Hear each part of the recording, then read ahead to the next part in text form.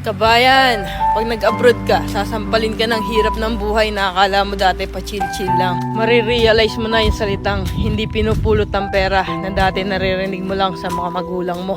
Marirealize mo na wala kang dapat pagkatiwalaan dito, kundi sarili mo. Marirealize mo na ang 5 oras na tulog ay sapat na para may paglaban na isang araw na pagtatrabaho. At matututo kang pahalaga ng bawat sentimong sinasahod mo.